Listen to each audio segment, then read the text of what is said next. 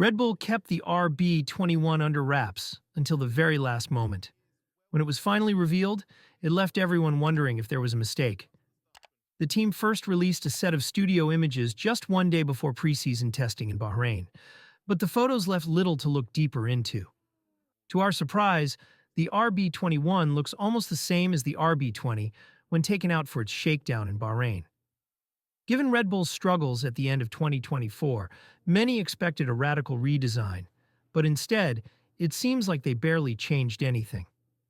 This raises some serious questions. After dominating the first 2 years of the ground effect era, Red Bull faltered late in 2024 as McLaren and Ferrari caught up. Red Bull needed to make big adjustments over the winter to correct its weaknesses, yet the RB21s suggest only minor refinements have been made. Some think this is a deliberate misdirection, as the team is known for being one of the most secretive. Is this really the final version of the RB21? There are a few possibilities. The first is that Red Bull is playing a strategic bluff, revealing a placeholder version of the car before introducing major upgrades later, either during testing, at the first race in Australia, or even after the first few rounds. The second possibility is that Red Bull genuinely believes in its 2024 concept and has only made small refinements to bring back its advantage. The third and most wild theory is that Red Bull has already shifted its focus to 2026 when the next major rule changes take effect.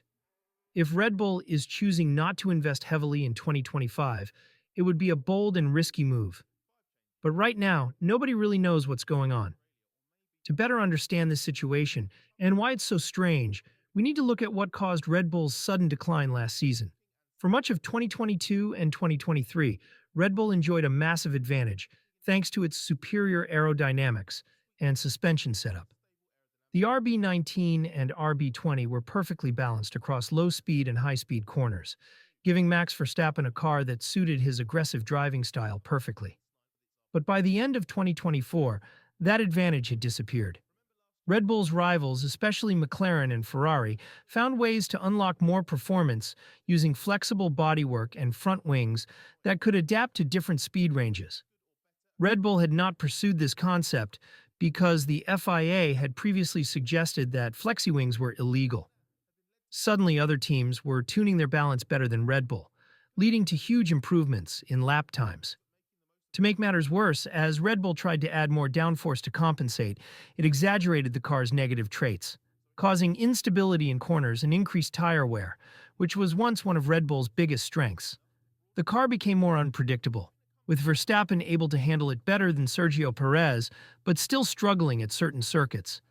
By the end of the season, McLaren and Ferrari were clearly faster at many tracks, and Red Bull's championship hopes collapsed. The big question for 2025 is whether Red Bull has made enough changes to address these weaknesses. To compete, the RB21 needs to have a broader performance window to be more adaptable at different circuits. It needs improved balance at low speeds while maintaining its high-speed dominance. The team will need to introduce new suspension and aerodynamic solutions to compete with flexi-wing rivals and ensure better tire management to avoid high levels of degradation. The FIA's flexi-wing clampdown is coming from race 9 onwards, meaning teams relying heavily on flexible aero will need to adjust mid-season. If Red Bull is only using flexi-wings as a short-term fix, it won't be enough to sustain a full season of dominance.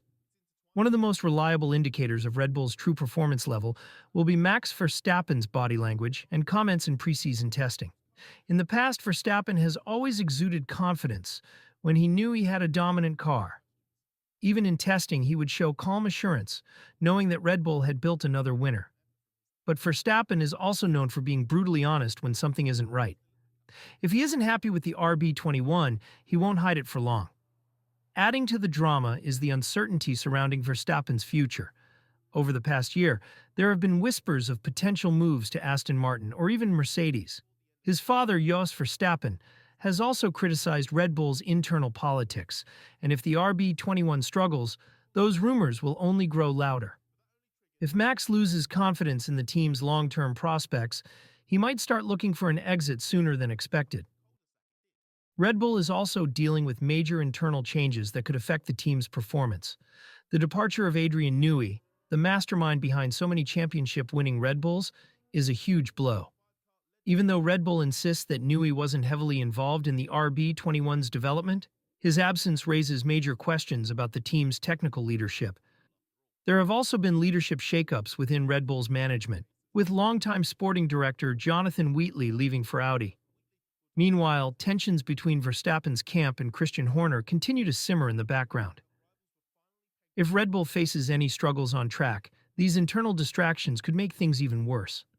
As preseason testing unfolds, we'll finally start to get some answers about the true potential of the RB21. If Red Bull is hiding major upgrades, they will likely appear during the Bahrain test or at the season opener. If the car stays largely unchanged, then questions will mount about whether Red Bull is already shifting focus to 2026. No matter what happens next, one thing is certain. Red Bull's 2025 season will be one of the most fascinating stories in Formula One. What do you think? Will the RB21 be competitive? Or is the team already focused on 2026? Let us know in the comments below.